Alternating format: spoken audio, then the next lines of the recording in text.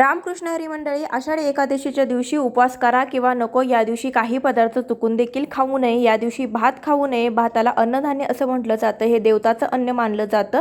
अशा स्थितीत या दिवशी भात खाल्ल्याने व्यक्ती सर्व पुण्य नष्ट होतात। एकादशी तिथीला जव, मसूरची डाळ, वांगी, घेवडा, सोयाबीन खाणं वर्ज्य मानलं जातं। या दिवशी कांदा, लसूण याचा वापर जेवणात करू नये। एकादशीच्या दिवशी भगवान नारायणाला पान अर्पण केलं जातं। अशा स्थितीत व्यक्तीने पान अजिबात खाऊ नये।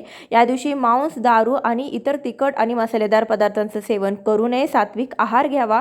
या एकादशीच्या दिवशी दुसऱ्यांच्या घरचं अन्न खाऊ नये। दुसऱ्यांच्या घरचं पाणी देखील पिऊ नये। या दिवशी उपवासाचे पदार्थ तुम्ही जे काय करणार असाल तर ते सोयाबीन तेलामध्ये, सूर्यफूल तेलामध्ये न करता तुपामध्ये किंवा तुम्ही शेंगदाणा तेलामध्ये करू शकता। इतर तेलामध्ये केलेल्या पदार्थामुळे तुमचा उपवास हा सुटू शकतो। संपूर्ण व्हिडिओ चॅनलवरती अपलोड झालेला आहे। खालील त्रिकोणावरती दाबून तुम्ही पूर्ण व्हिडिओ पाहू शकता।